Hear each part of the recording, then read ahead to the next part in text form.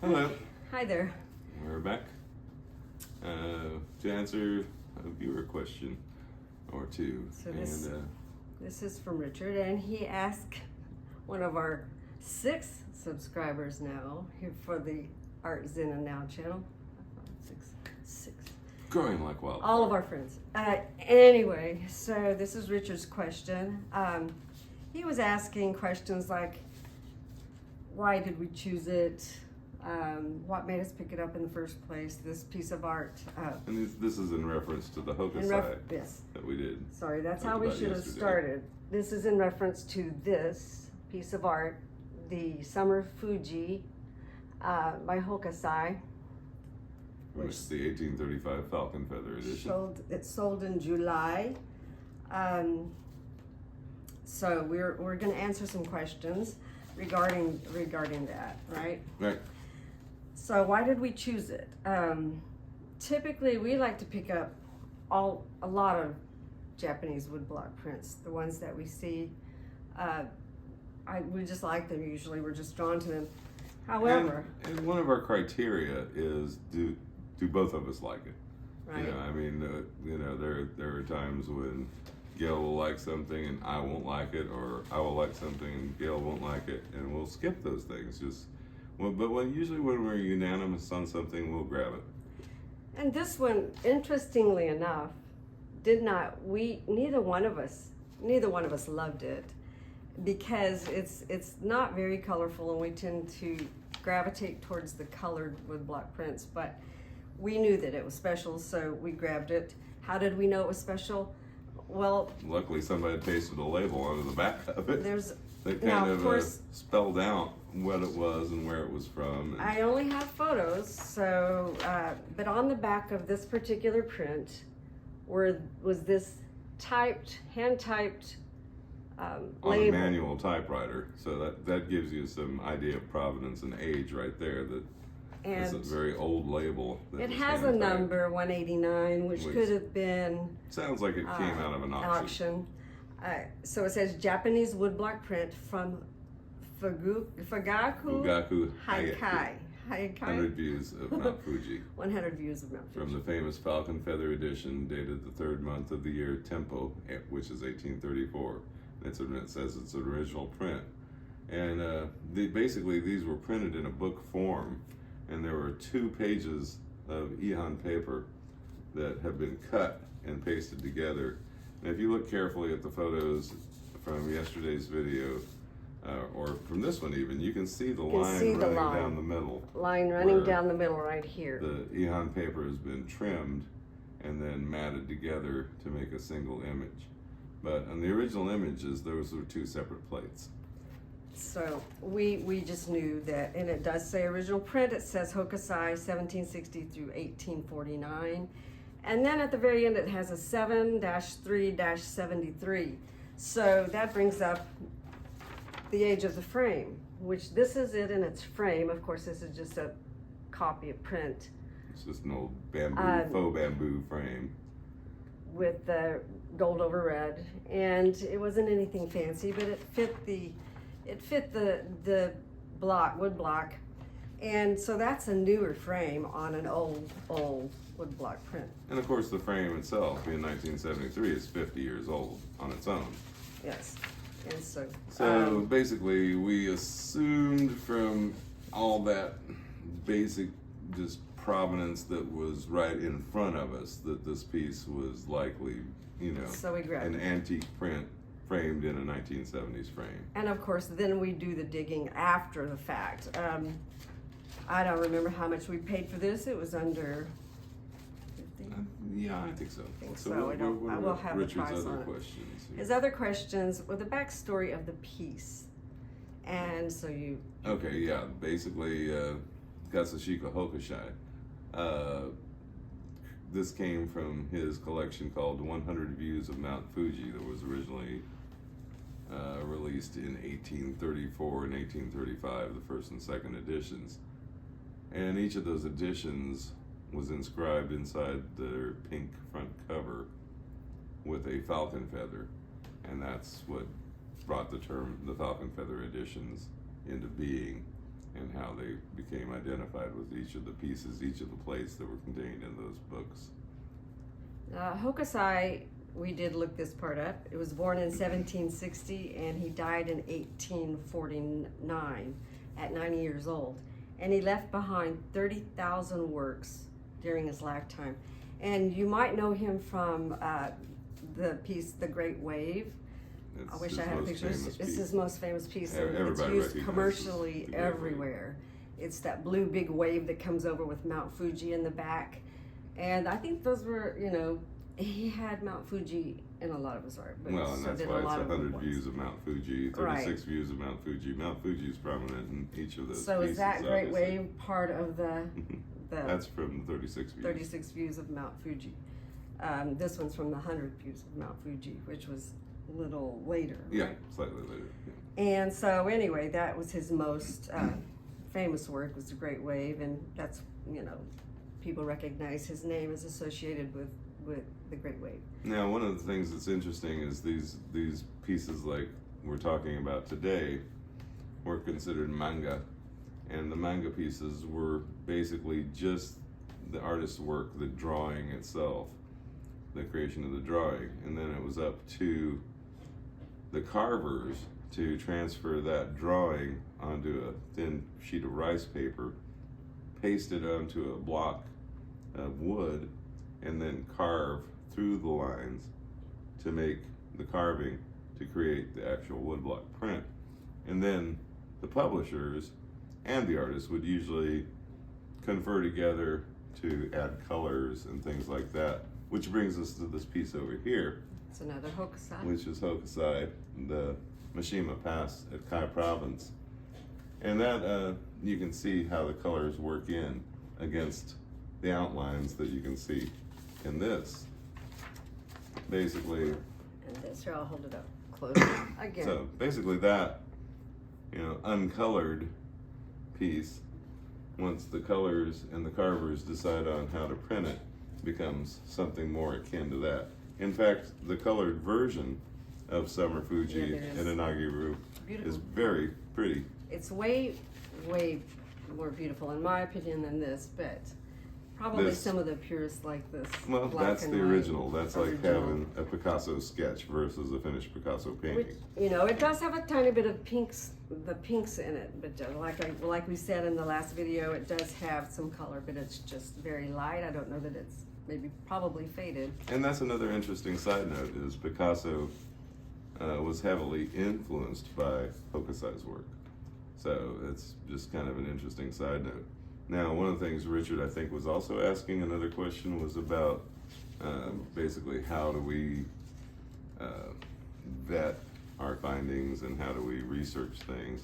Well, one of the best ways is books. A book. This is a great book. My son bought it for us, and it has a little bit of information about a lot of different woodblock artists and the publishers, which Now, are of very course, important.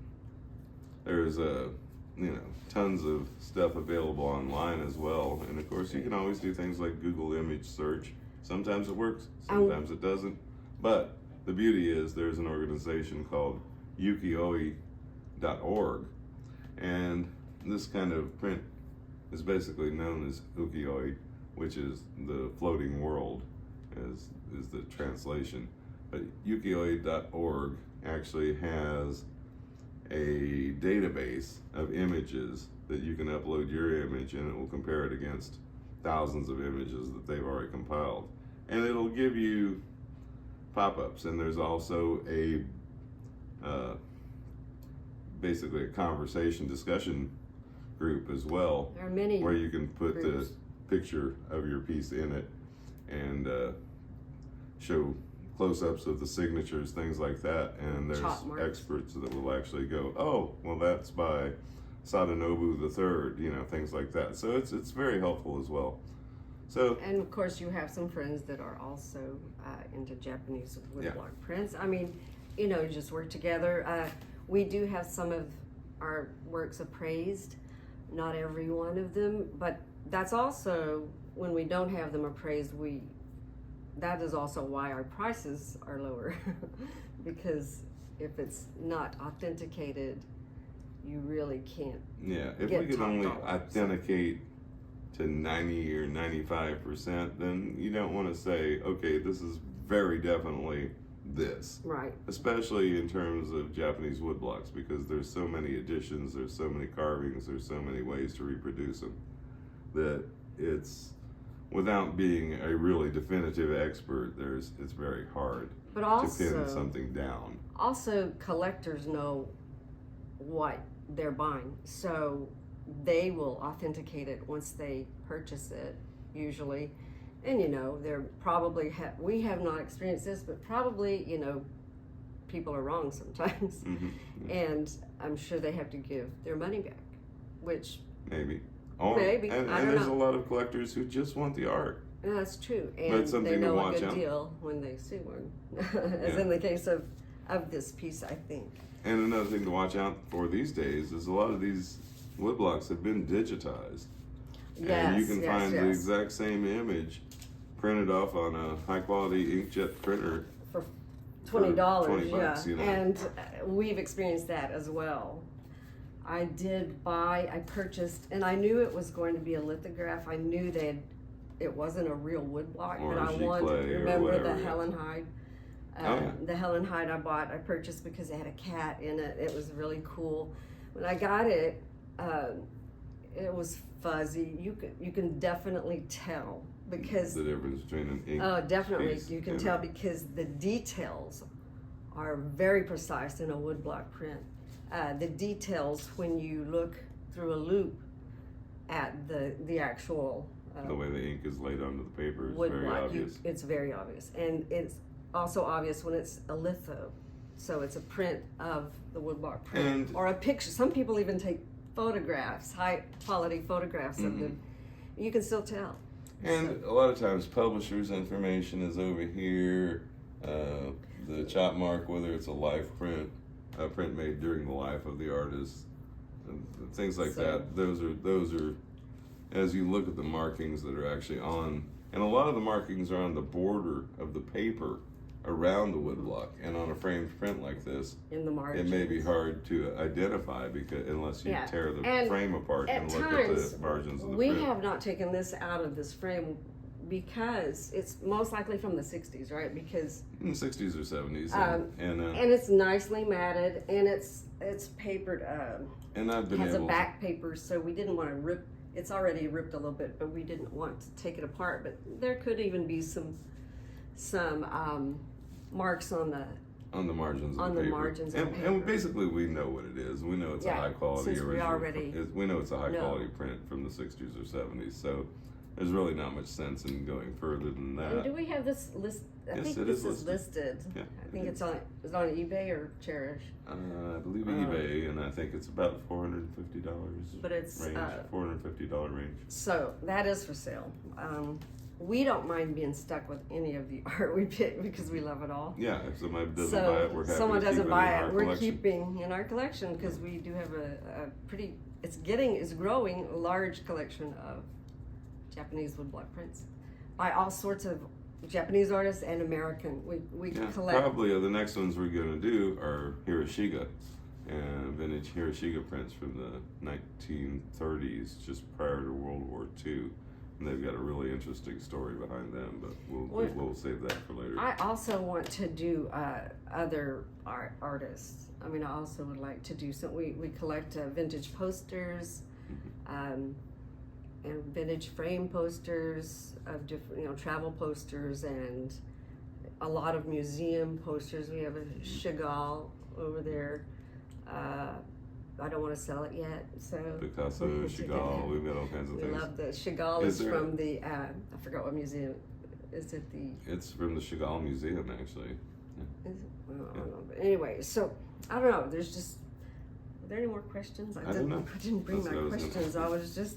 Oh, I thought you did have them. Well, I did have them, but I don't have them now. So I'm just remembering back the backstory of the piece, told that sort of, and about Hokusai, the Great Wave, and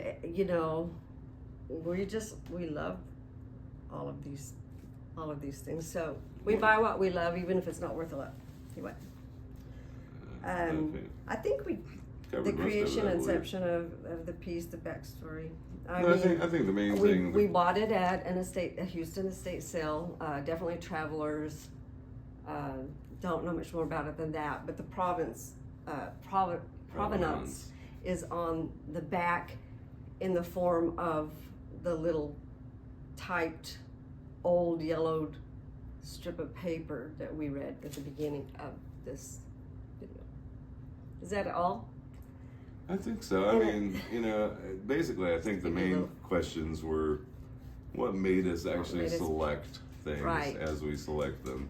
Hi, puppy dog. There's a dog. So come on. Do you want to come? You can come up here.